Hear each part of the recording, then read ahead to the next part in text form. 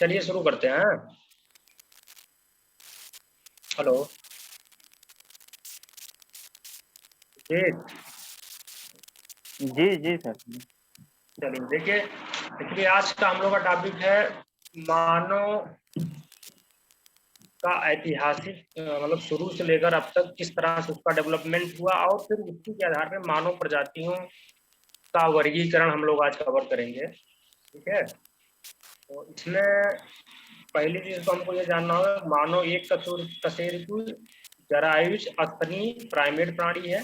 इसका वैज्ञानिक नाम होमो सेपियंस सेपियंस। एक कशेरुकी माने सबको पता है कि हमारे पास एक कशेरुक दंड होता है। ठीक है, और स्तनी प्राइमेट सब क्लियर है, कोई दिक्कत नहीं है। ये वैज्ञानिक नाम अपना याद रखिए, जी हालांकि होमो बहुत सेपियंस। उसका भी नहीं है।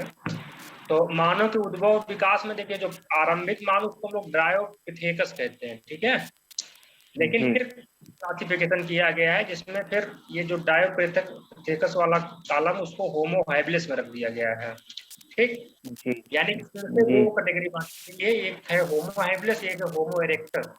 अब होमो इरेक्टस में सही है 7 है, इसको रखना पड़ेगा आपको। जावा, पेगी, जी हाइडेलबर्ग, अटलांटिक, निएंडरथल, क्रोमेगनान और वर्तमान वर्तमान मान। मानव ये होमो सेपियंस। ठीक है, जी हाँ तो ये रखना पड़ेगा अपना, बढ़िया से याद करिए इसको। अब देखिए मानव प्रजाति, ये तो हम लोग का टॉपिक नहीं है। ह्यूमन डेवलपमेंट बहुत बड़ा टॉपिक हम लोग ये नहीं है। ये जी एक्चुअली कह सकते हैं जीव विज्ञान का टॉपिक है, या फिर जो है कह सकते हैं कि मानव विज्ञान एक होता है जिसे हम लोग बोलते हैं एंथ्रोपोजियोग्राफी। ठीक है, जी तो हम लोग मानव प्रजातियों का अध्ययन करते हैं। मानव प्रजातियों के बारे में पहली बात, एक विद्वान थे जिसका नाम फॉक्स था, उन्होंने पुस्तक लिखी बुक्स ऑफ मार्टायर्स। उसमें उन्होंने पहली बार रेस शब्द का उपयोग किया। ठीक है, और रेस का ही जी हिंदी रूपांतर प्रजाति होता है, और रेस शब्द की उत्पत्ति संभवतः इटालवी भाषा के रैजा शब्द से हुई है। तो ठीक है, इसको दिमाग में रखिए, ये इंपॉर्टेंट फॉक्स शब्द याद रखिए। रेस शब्द का उपयोग उन्होंने किया, इनकी पुस्तक का नाम है बुक ऑफ मार्टायर, 1570 में पब्लिश हुई। अब देखिए परिभाषा जो प्रजाति का ये है, प्रजातियों का तात्पर्य उस कारिक वर्गीकरण से है जो मानव काया की आकार के अथवा शारीरिक लक्षणों पर आधारित है। कुमला के चीज के दिमाग में रखिए कि जो क्लासिफिकेशन है वो पूरी तरह से क्या है, पूरी तरह से कह सकते हैं जो शरीर को देखने के बाद जो आप जान पाते हैं उसी के आधार पर क्लासिफिकेशन किया गया। अंदरूनी यानी ग्रंथि या ग्लैंड या हार्मोन के सब कोई मतलब नहीं है। मतलब ये शरीर जो ऊपर से जो आपका आवरण दिख रहा है उसी के आधार पर क्लासिफिकेशन किया गया है, ये दिमाग रखिएगा। अब किसने बोला है? वाइडल डीला ब्लास ने बोला। ब्लास क्या शांति से भूगोल मिलता है। ठीक है, और क्योंकि इस बारे में जो है ना, इस बारे में सब क्या है, बहुत सारी अनुभव जन्य जो है बातें लिखी गई। इसीलिए रोवर ने कहा है कि हम मानव प्रकारों को परिवर्तित करने वाले कारकों के विषय में बहुत कम जाते हैं और प्रजातियों के संदर्भ में हमारा ज्ञान अधूरा है। रोवर का नाम भी याद रखिएगा, रोवर इंपॉर्टेंट मानव विज्ञानी है। ये कह रहे हैं कि जो विभिन्न प्रकार के मानव हैं उनके जो कारक हैं उसके बारे में ज्यादा जानते नहीं है, लेकिन तब भी अभी नीचे देखिए कुछ लिस्ट दिया हुआ किसके आधार पर विभिन्न प्रकार की प्रजातियां बनती हैं, नीचे लिखा हुआ है। ठीक है, ये अपनी लिमिटेशन को ओवर एक्सेप्ट कर रहे हैं, फिर बाद में देखिए ये दिया हुआ है। अब इसमें दिमाग में रखिए कि ग्रंथ 4-5 कारक दिया हुआ है, 5 के अलावा भी कारक हो सकता है। ग्रंथ रसी माने क्या होता है? ग्रंथ माने हार्मोन्स होता है, ग्लैंड होता है, यानी कि हार्मोनल जो इम्पैक्ट होता है उसकी वजह से भी प्रजातियां बन जाती हैं। ठीक है, जी सर। क्या एक क्षेत्र विशेष की प्रजातियों में कुछ विशेष प्रकार के हार्मोन का कम ज्यादा स्राव होता है, ये दिमाग में रखिएगा। यानी कि हार्मोन्स के लेवल पे या ग्लैंड के लेवल पे भी कुमला के हार्मोनल ही है। ग्रंथि रस लिखा, रस माने क्या होता है? हार्मोन ही तो होता है। जी हार्मोन है, ग्लैंड से ही जो रस निकलता है उसी को हम लोग हार्मोन बोलते हैं। ठीक है, तो अब है प्राकृतिक वर्ण एवं जैविक परिवर्तन। अब प्राकृतिक वर्ण माने सबको पता है कि जो नेचुरल इन्वायरमेंट है वो भी कहीं प्रजातियों की विशेषता को प्रभावित करती है। जैसे ध्रुवों में जो रहने वाले लोग हैं, जो भूमध्य रेखीय क्षेत्र में रहते हैं, दोनों में बेसिक बहुत सारे डिफरेंस दिखते हैं। उसमें नेचर बहुत बड़ी भूमिका अदा करता है, क्योंकि वो जलवायु जो होती है वो बहुत इम्पैक्ट करती है ना। जी जी जी जैविक परिवर्तन का मतलब ये ध्यान रखिए कि कभी कभी क्या होता है कि अचानक जो है ना, अचानक जो डीएनए है, गुणसूत्र जिसे आप बोलते हैं, उसमें परिवर्तन हो जाता है। एक सिद्धांत, एक संकल्पना है, जब हम लोग मानव के विकास को पढ़ते, तीन है स्पेशली। एक डार्विन का विकासवादी सिद्धांत है, एक जो है लामार्क का अंगों की उपार्जिता का सिद्धांत है, और एक है आपका ह्यूगो डी ब्रीच का परिवर्तनवादी संकल्पना, जिसे हम लोग म्यूटेशनल बोलते हैं, म्यूटेशनल कॉन्सेप्ट। म्यूटेशनल कॉन्सेप्ट में क्या होता है ना, कभी कभार अचानक कई पीढ़ी के बाद, एक आध पीढ़ी में अचानक गुणसूत्र में ऐसा परिवर्तन हो जाता है, एक नई प्रजाति बन जाती है। जैसे मान लीजिए कि बिल्ली प्रजाति, कैट प्रजाति में बहुत सारे अलग अलग जो है जीव जंतु आते हैं। जैसे मान लीजिए टाइगर है, ठीक है, जेब्रा है, लकड़बग्घा है, सब एक ही तरह के हैं, लेकिन हल्का सा चेंज आया तो एक अलग प्रजाति बन गई ना। जी तो जी ये म्यूटेशनल चेंज होता है। इसीलिए तीनों सिद्धांतों, तीनों संकल्पनाओं का उपयोग हम मानव के विकास को स्पष्ट करने के लिए करते हैं। डार्विन की विकासवादी संकल्पना है, या फिर लामार्क का अंगों की उपार्जिता का सिद्धांत है, या फिर ह्यूगो डी ब्रीच का उत्परिवर्तनवादी संकल्पना। तीनों इंपॉर्टेंट है, तीनों को मिला करके ही हम मानव की विकास की प्रक्रिया को स्पष्ट कर पाते हैं, क्योंकि एक कोई संकल्पना मानव के विकास को पूरी तरह से स्पष्ट करने में सक्षम नहीं है। नहीं ठीक है, जी तीनों याद रखिए। अब देखिए ग्रिफिथ टेलर का प्रवास कटिबंध सिद्धांत है। एक्चुअली मानव के विकास के क्रम को उन्होंने किस प्रकार, विभिन्न प्रकार के मानव प्रजातियों की उत्पत्ति हुई, उसको, उसकी व्याख्या के लिए उन्होंने एक सिद्धांत दिया, जिसका नाम था प्रवास कटिबंध सिद्धांत। अब देखिए ये एक्चुअली वाकई में सही बात, मानव प्रजातियों की उत्पत्ति क्रोबर ने एक्सेप्ट ही कर लिया कि भाई लिमिटेशन है, यानी कि हम बहुत अच्छे से क्लियर नहीं है कि वाकई में कि वो यही मुद्दा या यही कॉन्सेप्ट काम करेगा कि किस तरह से मानव प्रजातियों की उत्पत्ति क्रमशः हुई है। अब देखिए टेलर ने अपने सिद्धांत, जैसे प्रवास कटबंध सिद्धांत, या ये प्रवास कटबंध सिद्धांत या कटबंध व अस्तर सिद्धांत भी कहते हैं, ये 1913 में आया है। और इन्होंने अपने सिद्धांत को बताने के लिए, देखिए ये ध्यान रखिए, डार्विन के विकासवाद, समझ रहे हैं कि नहीं, देखिए एक डार्विन की विकासवादी संकल्पना से बहुत प्रभावित है। डार्विन की विकासवादी संकल्पना क्या कहती है? डार्विन की विकासवादी संकल्पना यही कहती है कि प्रकृति सेलेक्ट करती है, और स्पेंसर ने जो कहा था सर्वाइवल ऑफ द फिटेस्ट, यानी कि योग्यतम की उत्तरजीविता, यानी कि जो सबसे फिट में भी जो सबसे फिट होगा वही संघर्ष में, प्रतिस्पर्धा में आगे बढ़ पाएगा, जो कमजोर होंगे वो नष्ट हो जाएंगे। यही बात तो है। जी जी जी डार्विन की विकासवादी संकल्पना को मिला के प्राकृतिक चयन पर आधारित संकल्पना है। नेचुरल सिलेक्शन होता है प्रजातियों का, नेचुरल सिलेक्शन उनका होगा जो सर्वाइवल ऑफ द फिटेस्ट होंगे, यानी कि योग्य में भी योग्य होंगे। ठीक है, हाँ, योग्य में भी ज्यादा योग्य ना। तो अब ये है, अब ये सबसे इम्पोर्टेंट पॉइंट है, ये मानव की प्रजातियों की स्पष्ट किसको मानते हैं? मध्य एशिया। क्या लिखा देख रहे हैं? जी सर, मध्य। हाँ, ये याद रखिएगा, ये सब बड़ी इंपॉर्टेंट पॉइंट है, क्योंकि और ये फिर कहते हैं कि जलवायु परिवर्तन के फलस्वरूप कई बार इंटर आइस एज आए। ठीक है, देखिए आइस एज का मतलब होता है हिमयुग, इंटर आइस एज माने दो हिमयुग के बीच का जो सामान्य समय होता है उसी को हम लोग क्या बोलते हैं? Inter ice age. जैसे हम लोग जिस युग में इस समय में वो क्या है? अंतर हिमयुग है, क्योंकि इस समय हिमयुग नहीं है। हिमयुग होता तो हमारे यहाँ बर्फ जमा होता ना। जी जी, इसका मतलब होता है जब पृथ्वी के अधिकांश भाग पे हिम पाया जाए, हिम के लेयर, हिम का जमा हो जाए, तो उसी को हम लोग इंटर आइस एज बोलते हैं। ठीक है जी। तो अब ये कह रहे हैं कि जो इंटर आइस एज आता है, इंटर आइस एज में एक नई प्रजातियां बनती है। कैसे बनती है उसको देखिए, भी लिखा होगा बढ़िया आराम से, मैं उसको व्याख्या भी कर देता हूँ। देखिए होता क्या है कि मध्य एशिया में प्रजाति बनी, कोई प्रजाति पैदा हुई, ठीक है। अब वो प्रजाति क्या करेगी? वो प्रजाति बहुत सारे कारणों से बाहर की तरफ, अपने सेंटर से मध्य एशिया निकल करके बाहर की तरफ वो प्रवासित होगी, जाएगी, स्थानांतरित होगी। और मान लीजिए वो पहुंच गई अफ्रीका महाद्वीप या ऑस्ट्रेलिया पहुंच गई, या थोड़ा सा अपने केंद्र से निकल के पहुंची, और तब तक इंटर आइस एज आ गया। अब वो प्रजाति लौट नहीं पाई, बहुत सारी प्रजातियां लौट गई, बहुत सारे लोग लौट गए, लेकिन बहुत सारी प्रजातियां वहीं रहने लगी। तो जब वो रहने लगे तो हजारों साल के बाद क्या हो गया? जो अब उस जलवायु में पहुंच गया, दूसरे जलवायु में लौट नहीं पाया, तो वहां पे क्या हुआ? धीरे धीरे वहां के मानव की जो शारीरिक संरचना है उसमें बहुत सारे बालों में, त्वचा में, समझ रहे हैं कि नहीं, सब में परिवर्तन आने लगा।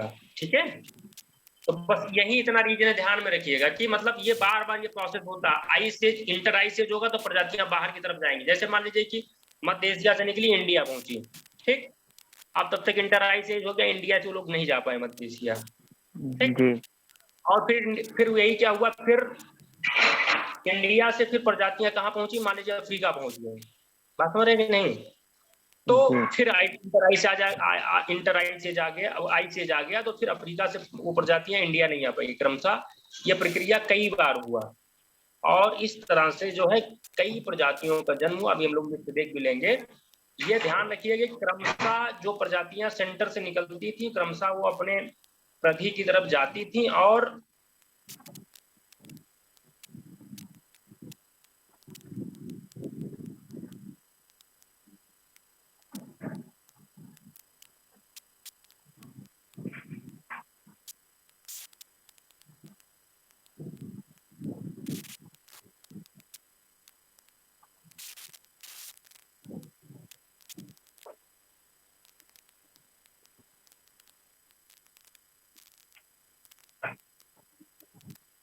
इसका संकेत भी दिया हुआ है। और फिर धीरे देखिए क्रमशः ये यहाँ से प्रधि की तरफ, ये देखिए मंगोलिक, अल्पाइन, नार्डिक, भूमध्यसागरीय, ऑस्ट्रेलाइट, निग्रो और निग्रीटो। ये आपको क्रम याद रखना, क्रम जो है क्रम आपको याद रखना पड़ेगा, ठीक है। और इससे एक बात और कुछ हो रही, इसमें सबसे पुरानी प्रजाति कौन है? निग्रीटो है, क्योंकि निग्रीटो पहले यहाँ मध्य एशिया में पैदा हुई होगी, बनी होगी, और फिर ये प्रजाति बाहर की तरफ यहाँ ट्रांसफर हुई होगी सेकंड जोन में, जहां पे वर्तमान में अल्पाइन है, और फिर ये लौट नहीं पाई होगी जब वायु से जाया होगा, और फिर ये यहाँ पे फिर अल्पाइन प्रजाति बनी होगी, ठीक है। और फिर ये जब फिर इंटराई से जाया होगा तो ये निग्रीटो निकल करके यहाँ आया होगा। तो क्रमशः जो सेंटर में थी पहली बार जहां पे जो थी, उसको जो नई प्रजाति थी उसको प्रधि की तरफ धकेलते जाती थी। बात समझ आया कि नहीं? तो अंत में क्या हुआ? अंत में क्या हुआ कि ये जो सबसे पहले प्रजाति उत्पन्न हुई वो सबसे लास्ट में पहुंच गई, और जो सबसे बाद में प्रजाति उत्पन्न हुई कहाँ है? वो सेंटर में, केंद्र में, यानी कि जो इस फिगर के केंद्र में, जिससे आप मध्य एशिया कह रहे हैं, यानी कि मानव प्रजातियों के उत्पत्ति स्थल के रूप में जिसे ग्रिफिथ टेलर ने चिन्हित किया है, वहां यानी कि नई प्रजाति कहाँ है? वो सेंटर में है, और सबसे पुरानी प्रजाति कहाँ है? वो प्रधि में। ये ऐसा उन्होंने हर महाद्वीप में देखा है, ऐसा इन्होंने इन्होंने बहुत सारा अध्ययन किया है। तो याद रखिए इसको, मंगोलिक, अल्पाइन, नार्डिक, भूमध्यसागरीय, ऑस्ट्रेलाइड, निग्रो और निग्रीटो। मुझे लगता है बात तो समझ में आ गई होगी, नहीं समझ में आई? जी सर, एकदम सिंपल सी बात है। और ये बात सही है या नहीं, ये ग्रिफिथ टेलर की हम लोग बात कर रहे हैं, बाकी बात काफी कुछ सही भी है, लेकिन सारी बात सही नहीं है, लेकिन काफी कुछ बात ये सही है। अब देखिए इसमें लिखा भी है, इसको ध्यान से अगर पढ़ेंगे, हिमयुग के समाप्त पर मध्य एशिया के पुनः निवास योग्य हो जाने पर प्रवासी प्रजातियां होते हैं, किंतु कुछ लोगों ने वहीं रहना पसंद किया, इस तरह दो प्रजातियों को उद्भव हुआ। बात वही लिख रहे हैं कि नहीं लिख रहे हैं? जी। और ये देखिए सीक्वेंस है, यानी कि सबसे पहले प्रजाति कौन बनी? निग्रीटो, सबसे बाद में कौन बनी? मंगोली, ठीक है। ये पढ़ लेंगे ना, ये अगर पढ़ लेंगे तो अपने आप क्लियर हो जाएगा। समझ में आया कि नहीं? देखिए बाद में विकसित मंगोलायड प्रजाति अभी भी मध्य एशिया के केंद्र में है, ठीक है। प्रवासी प्रजातियों को अपने वातावरण संयोजन करना पड़ा, फलस्वरूप उनके रंग रूप आदि में परिवर्तन हो गया, ठीक है। तो सिंपल सी बात है। और इन्होंने बहुत सारा साक्ष्य भी दिया। देखिए एशिया महाद्वीप की केंद्रीय स्थिति, जबकि उसके बढ़ती क्षेत्र में ऑस्ट्रेलिया, अमेरिका, यूरोप और महाद्वीप, ठीक है, ये सारी चीजें हैं।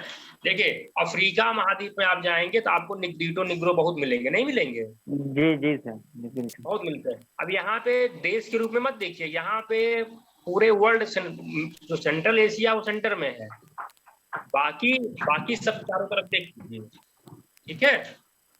तो इस तरफ ज्यादा आई प्रजातियां, बाकी ऑस्ट्रेलिया वगैरह में वो प्रजातियां पहले नहीं गई, वो तो बाद में 17वीं शताब्दी के बाद गई हैं, इसलिए वहां पे आपको कह सकते हैं वहां पे जो है उस तरह की प्रजातियां निग्रीटो टाइप की नहीं है, ठीक है। वहां भी मिलेंगे, जो आदिवासी प्रजातियां होंगी वो मिलेंगी, ठीक है। नए लोग बाद में ट्रांसफर हुए हैं, ठीक है। ये सारी चीजें हैं। अब देखिए इसमें पढ़िए ध्यान से, प्रत्येक महाद्वीप में प्रजातीय गठबंध पाए जाते हैं जो मध्य एशिया से बाहर की ओर आदिकालीन माने प्राचीन होते जाते हैं। आदिकालीन प्रजातियों की स्थिति परिधि पर तथा 9 विकसित प्रजातियां केंद्र में, ये भी बात वही लिख रहे हैं, सही है। आज प्रजातियों का निवास स्थान परिवर्तित है, सही बात। जो सबसे पुरानी प्रजातियां हैं वो अपने मूल स्थान पे नहीं है, बल्कि वो स्थानांतरित हो गई हैं अपने मन से भी और जो सेंटर की प्रजाति है उसके जो उसके बाद प्रजाति क्या उसको उसके ऊपर दबाव के द्वारा आक्रमण करके उसको स्थानांतरित करने पे मजबूर कर दिया। ठीक है, संघर्ष तो चलता रहा, हमेशा चलता रहा। अब देखिए ये फिगर भी है, ये देखिए सब ऐसे ऐसे करके यहाँ तक लोग पहुंचे हैं सब, कोई बात नहीं है। अब देखिए बस ये लाइन ध्यान रखिए, ग्रिफिथ टेलर के द्वारा प्रतिपादित प्रवास कटबंध सिद्धांत प्लेस्टोसीन युग के समय प्रतिकूल जलवायु दशाओं के होने पर प्रजातियों का प्रवास और इसके अनुसार मध्य एशिया की प्रजातियों, इसके अनुसार मध्य एशिया प्रजातियों की उद्भव का क्षेत्र था। बस ठीक है, ये बात हमको लगता है ग्रिफिथ टेलर की बात अगर कोई करे तो एकदम बढ़िया क्लियर हो जाएगा कि इनका सिद्धांत डार्विन की विकासवादी संकल्पना पर आधारित है और इन्होंने जलवायु परिवर्तन के आधार पर जो आइसेज इंटर आइसेज के आधार पर ये बताने का प्रयास किया कि मध्य एशिया से उत्पन्न हुई प्रजातियां इंटर आइसेज में जो है बाहर की तरफ प्रवासित हुई और फिर जब आइसेज आ गया तो वो पुनः अपने उत्पत्ति स्थल पर लौट नहीं पाई। ठीक है, और इस वजह से समय के बाद एक नई प्रजाति बन गई। एक तो रीजन ये है, दूसरा रीजन ये भी है कि बाद में जो नई प्रजातियां थी उनको लौटने नहीं बल्कि उनको परिधि की तरफ जाने के लिए मजबूर कर देती थी। बात सुना है कि नहीं, कि तुम लौट नहीं सकते हो और उनको और ढकेल देती थी परिधि की तरफ। जैसे आज भी देखेंगे जो आदिवासी प्रजातियां हैं वो जंगलों में है या कहीं किनारे परिधि पर है। बात समझ रहे कि नहीं, क्योंकि जो विकसित मानव है उनको दबाव डाल करके उनको कंप्रेस करके सप्रेस करके उनको किनारे पर परिधि में सीमांत पर रहने के लिए मजबूर कर देता है। तो ठीक है, ये हो गई बात। अब देखिए मानव प्रजातियां नस्ल को प्रकट करती न सभ्यता को। ध्यान रखिएगा कि ये एथनिसिटी है, सिविलाइजेशन से इसका कोई संबंध नहीं है। ठीक है जी, याद करना पड़ेगा, एग्जाम में पूछ लेता है ना। हैल्डन क्या बोल रहे हैं, प्रजाति एक समूह जिसमें कुछ निश्चित जन्मजात शारीरिक लक्षण समान रूप से होते हैं और जिनकी भौगोलिक उत्पत्ति एक निश्चित क्षेत्र में। वही कहने का मतलब उनके ये है कि जो शारीरिक लक्षण होते हैं वो गुणसूत्र पर आधारित होती हैं और उनकी उत्पत्ति एक भौगोलिक, यानी कह रहे हैं कि डीएनए प्लस जो भौगोलिक इन्वायरमेंट है दोनों के योगदान से एक प्रजाति बनती है। बात सही भी है, आनुवंशिक भी होते हैं और इन्वायरमेंट भी इम्पैक्ट करती है और उनके दोनों के संयुक्त प्रभाव से एक प्रजाति बनती है। ठीक है, दोनों का बहुत अच्छा परिभाषा है ये। बस ये जाति लिखा है, जाति माने जाति है, ये मिस्टेक है ना। जी जी, ये देखिए, ये याद रखिएगा, ये तीन लोग हैं, इसको याद रखिए। ग्रिफिथ टेलर ने किसको बताया मानव की उत्पत्ति का क्षेत्र? आसबर ने तिब्बत और मंगोलिया को बताया है। और जॉर्ज की नहीं है, जॉर्ज कीथ है। ठीक है, क्या है, था है। ठीक है जी, जॉर्ज कीथ जो लीके, तो इसको भी ध्यान रखिए कि इसको अपना सही कर लीजिएगा। ठीक है जी जी, हाँ। अब देखिए फिर ये वर्गीकरण के आधार है। देखिए ये पूछा गया है कई बार एग्जाम में कि किस विद्वान ने किस आधार पे प्रजातियों को वर्गीकृत करने का प्रयास किया है, इसीलिए बनाया गया है। तो याद रखिएगा, कुवियर ने त्वचा की रंग को, कलर को इम्पैक्ट मतलब आधार बनाया है मानव प्रजातियों के वर्गीकरण में। जो काकेसाइड पर देखिए 3 प्रजाति होगी आपकी, एक काकेसाइड, एक मंगोलाइड, एक काली। काली माने निग्रो निग्रीटो, दिमाग में रखिए। ठीक है जी जी, 3 कैटेगरी आपको मिलेगी, तो तीनों को ध्यान में रखिए, काकेसाइड, मंगोलाइड और काली, ये याद रखिए। और काकेसाइड का मतलब क्या हो गया, श्वेत प्रजाति। श्वेत माने उनका कलर स्किन क्या होगा, सफेद होगा। मंगोलाइड होंगे उनकी स्किन कैसी होगी, पीली होगी। और जो काली निग्रो कहते हैं उनकी स्किन काली होगी। और उनको देखिए ये भी नाम दिया है, ल्यूकोडर्म, कैथोडर्म और मेलानोडर्म। ये भी याद रखिएगा। ठीक है जी, हाँ। ल्यूको माने सफेद होता भी है, कोई दिक्कत है नहीं, वो याद ही हो जाएगा। और बालों के रंग और बनावट, बालों पर रंग माने रंग क्या, काला और छल्लेदार होगा, लहरदार होगा, सीधा होगा। बात सुना है कि नहीं? जैसे हम लोग का बाल ना छल्लेदार है ना सीधा है, बीच वाले स्थिति में हम लोग हैं। ठीक है जी जी जी, भाई छल्ला कहाँ हमारे बालों में, बहुत कम लोग के बालों में अपने यहाँ छल्ला दिखता है, कहाँ दिखता है? जी जी, जो आदिवासी होंगे ना, आदिवासी के बाल छल्ला होंगे, लुटरिया बाल जिसे कहते हैं आप। जी जी, निग्रिटो के मिलेंगे छल्लेदार। लहरदार काकेसाइड, लहरदार हम लोग कुमलाई देखिए इसी में आते हैं, लहरदार काकेसाइड नहीं बाल के हिसाब। हाँ, अब देखिए हम लोग तुलना कर सकते हैं देखकर किस कैटेगरी में हम लोग आएंगे ना। चलिए, और ल्यूट्रिकी यानी कि ल्यूट्रिकी माने छल्लेदार, सिमोट्रिकी माने लहरदार और ल्यूट्रिकी माने बाल सीधे। मंगोलाइड से इनका संबंध है। सीधे बाल मंगोलाइड वाले होते हैं। देखिए इन दोनों क्लासिफिकेशन में हम लोग को याद करने के दृष्टिकोण से ये समझ में आ गया कि भाई जो छल्लेदार होंगे वो काली प्रजाति होंगे, मेनोड्रम होंगे और निग्रिटो निग्रो में आएंगे। जो लहरदार बाल होंगे काकेसाइड होंगे, उनको सिमोट्रिकी कहेंगे। दोनों में है कि नहीं लिंक? जी जी हाँ, और हैडन और हक्सले ने इसको आधार बनाया है, ये भी ध्यान रखिएगा। अब देखिए कद, ये कद नहीं है, कद है। कद माने क्या होता है, मतलब कितनी लंबाई है, बस में कि नहीं? जी सर, लंबाई। हाँ, इसको भी करेक्ट कर लीजिएगा, ठीक है। हाँ, तो कद का मतलब देखिए टोपिनार्ड ने किया, ये ध्यान रखिएगा। स्किन को आधार किसने बनाया? कुवियर ने बनाया। बाल को किसने बनाया? हैडन एवं हक्सले ने बनाया। कद को किसने बनाया? टोपिनार्ड। ये बहुत जरूरी याद करना। और लंबा कद 165 से 170, 165 से 65, 160 से कम, 3-4 कैटेगरी है, ठीक है। इसको ध्यान रखिए, 170 से अधिक, 165 से 170, 160 से 165 लंबा, फिर औसत फिर औसत से कम, फिर छोटा। ये औसत है 165 से 170, ठीक है।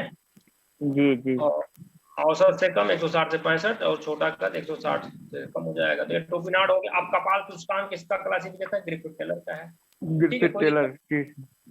और कपाल सूचकांक में क्या क्या है? कपाल की लंबाई चौड़ाई का अनुपात पुरुष स्त्री बच्चों में, कोई एक प्रजाति होगी तो उसके जो कपाल माने हमारा जो हेड है उसकी और लंबाई और चौड़ाई का अनुपात होगा वो समान होगा, ये दिमाग में अपना रखिए, ठीक है। और कपाल सूचकांक की परिभाषा देके दिया गया है, कपाल की चौड़ाई बटा कपाल की लंबाई गुणित 100, वो अपने आप इंडेक्स पेज में निकल जाएगा, ठीक है। तो कपाल सूचकांक देखिए 76 से कम किसका होगा? ककेसाइड का होगा, दीर्घ कपाली होंगे ये, ठीक है।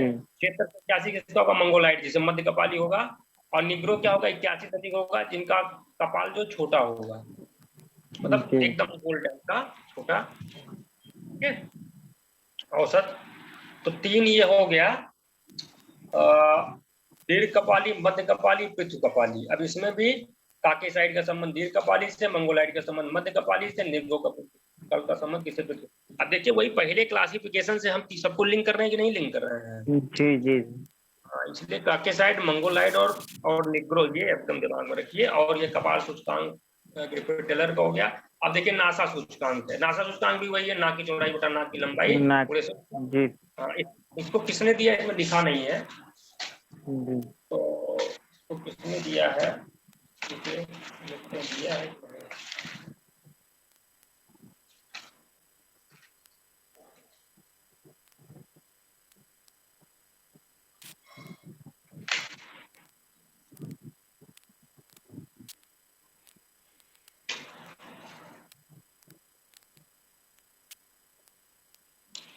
ये भी हाइडन ने ही दिया है। ठीक, किसने दिया है? हाइडन। हाँ, हाइडन नाम नोट कर लीजिए, ऐड कर दीजिएगा ना।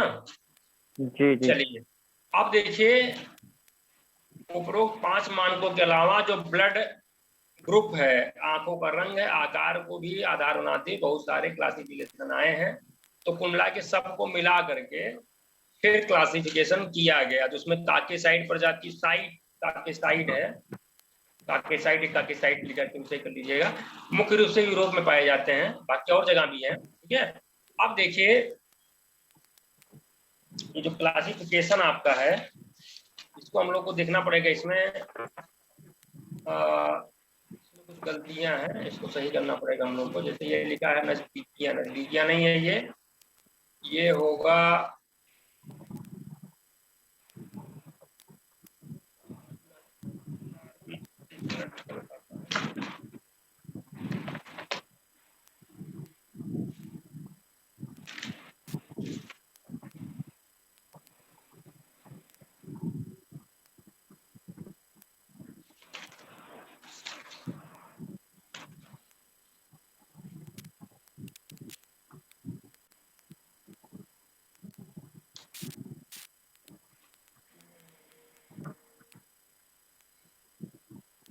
चलिए इसको देख लिया जाएगा, ठीक है। जी ऐसा लग रहा है, लेकिन चलिए अल्पाइन देखिए। अल्पाइन माने ये देखिए ये उत्तरी पश्चिमी समूह माने क्या? उत्तरी पश्चिमी माने उत्तरी पश्चिमी यूरोप हो गया, ठीक है। अल्पाइन मध्य यूरोप में है, भूमध्यसागरीय दक्षिणी यानी भूमध्यसागरीय वाले क्षेत्र में पाए जाएंगे। और ये है क्लासिकी है, ठीक है।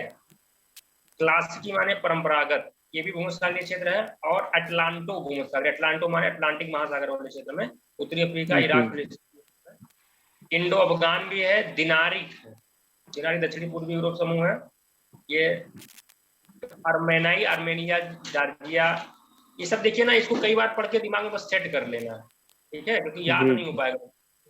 अब बस इतना ध्यान में रखना है कि सब आएंगे किसमें, काके साइड में आएंगे, ठीक है। जी सर। तो आर्मियन है, वाल्टिक है, फिर नेसियट और पोलिनेरियन है, अरेबिक है, हेमाइट है और बर्बर है। और फिर इसमें देखिए इंडो द्रविडियन है, केल्टिक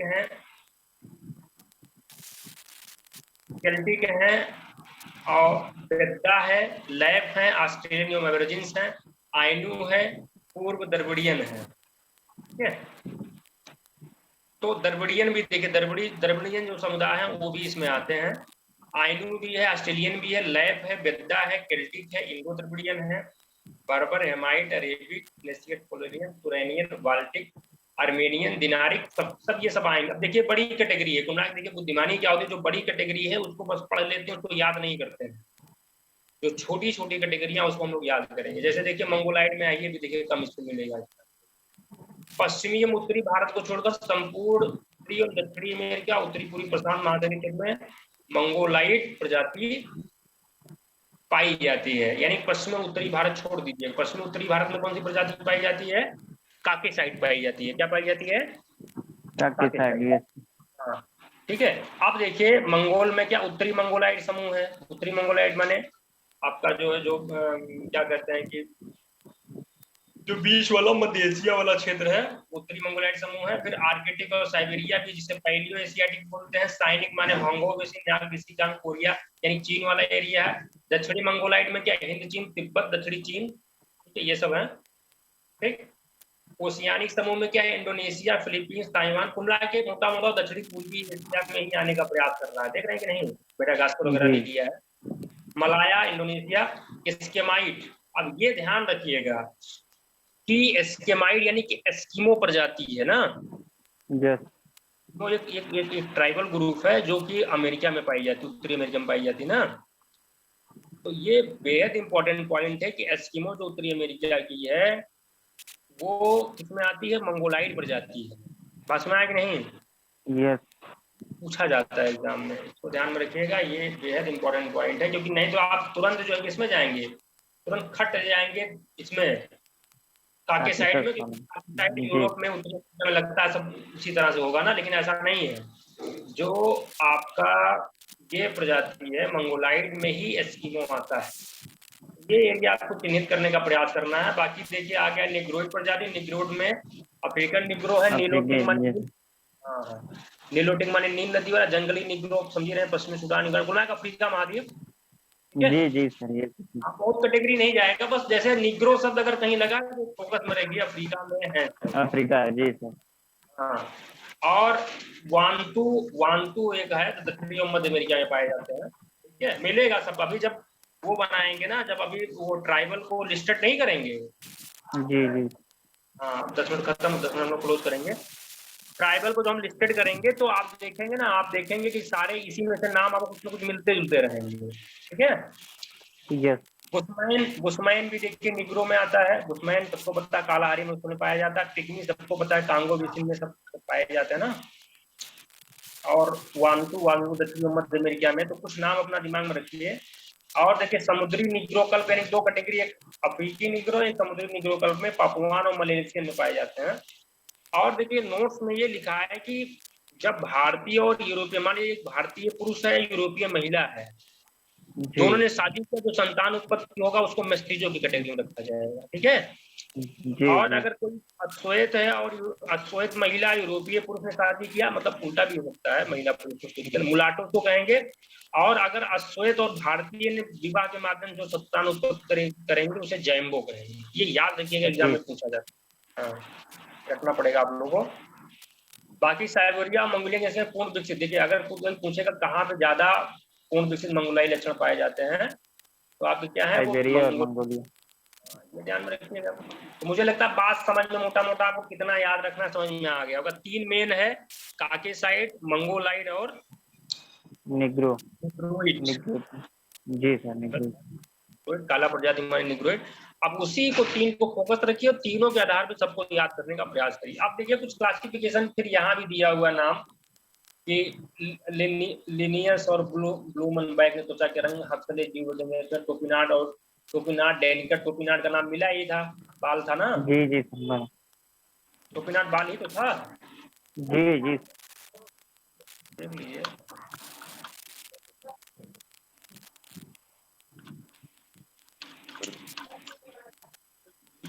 इसको थोड़ा जो करेक्शन कर लीजिएगा अपना एक बार, इसको करेक्शन करके रुद्रा वाले पर अपलोड कर दीजिएगा, ठीक है? जी सर, डाल देते हैं। टॉपिक कंप्लीट हो जाने दीजिए, वो भी लिस्ट भी बना लीजिए और भी कर लेते हैं, तब करिए ना। जी जी तब करिए, अभी अभी लिस्ट बना डालिए, ठीक है? तो ये है आधुनिक विज्ञान में टेलर को जान ही रहे, जलवायु चक्र और डार्विन के विकास वही संगुणा। हाइडल जो है बालों की बनावट है, गोबर त्वचा है। चेबाक्सराव ने भी किया। कभी कभी ये भी पूछ लेता है ना कि भाई किन किन लोगों ने क्लासिफिकेशन किया है, बात समझ रहे हैं कि नहीं? जी जी कभी कभी एग्जाम, देखिए एग्जाम में ना आपको तैयारी बनानी पड़ती है कि किस आधार पे पूछ सकता है। पुराने पेपर के आधार पर से तैयारी नहीं कर सकते, हो सकता है कि पहली बार कुछ पूछा आपकी वजह कोई दूसरा प्रश्न फ्रेम कर दे। तो जी इसलिए जी नाम भी आपको याद करना पड़ेगा। नाम याद रहेगा तो फिर नाम से भी कभी कभी पूछ लेगा कि भाई हो सकता है कोई ऐसा विकल्प दे दे किसी ने योगदान दिया ही ना हो। तो अगर आपको नाम याद रहेगा, कुछ नाम याद रहेंगे तो आप गेस कर पाएंगे, या पूरा याद रहेगा तो बढ़िया से कर ले जाएंगे। हाँ, इस व्यक्ति का नाम हमको इस चैप्टर में कहीं नहीं मिला है, बात समझ रहे हैं कि नहीं? जी जी तो इसको मुझे लगता है ये चैप्टर कहना क्या चाहता है आपको ये समझ में आया होगा कि हम लोग जो विश्व की जनजातियां हैं या जो विश्व की प्रजातियां हैं, ठीक है, उनके उनके उनके बेसिस को पढ़ने का प्रयास करते हैं, किस आधार पर वर्गीकरण किया गया और जो जनजातियां होंगी किसमें आएंगी मोटा मोटा। जब आप लिस्ट बनाएंगे इसको दोहरा करके, तब आपको समझ में आएगा कि वाकई में ये अगर हम नहीं जानते होंगे तो ये जनजातियों को समझ ही नहीं पाते कि अगर मान लीजिए एग्जाम में पूछ ले कि कौन किस में जाएगा, तो हम लोग ने जैसे मान लीजिए जारवा है, फिर सैम्पेन है जो अंडमान निकोबार में सेंट्रली है जो पाई जाती है, किसमें आएंगी? सब निग्रोइड में आएंगी, निग्रो प्रजातियां हैं, पास में आएगी नहीं? उत्तरी जी पश्चिमी भाग तो रहते हैं सब भूमध्यसागरीय आते हैं। जब आप इंडियन क्लासिफिकेशन में जाएंगे तो ये बहुत मदद करेगा आपको याद करने में, क्योंकि आपको बेसिस पता है कि किस आधार पे जो है क्लासिफिकेशन ये किया गया। तो हम लोग इसको कर लेंगे, इंडिया का भी कर लेंगे। तो पहले लिस्ट जो है देख करके कहीं एक ओरिजिनल अच्छे टेक्स्ट बुक से लिस्ट को कर लीजिए। बाकी हम लोग कुछ एक अब उसको कंपाइल करते हैं, जैसे मान लीजिए एस्किमो है, पिंगू है, वो पिग्मी है, ठीक है, सबको हम लोग क्लियर करने का प्रयास करते हैं ना। जी जी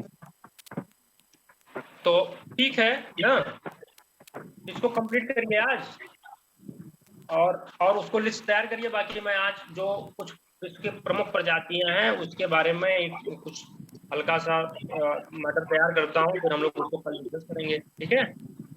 जी सर। हाँ, तो इसको थोड़ा करेक्शन देख लीजिएगा, जहाँ करेक्शन करना करेक्शन कर दीजिएगा। बाकी लिस्ट वाला मैटर संजय सिंह क्रॉनिकल्स देख लीजिए ना। जी जी सर, बना लेते हैं।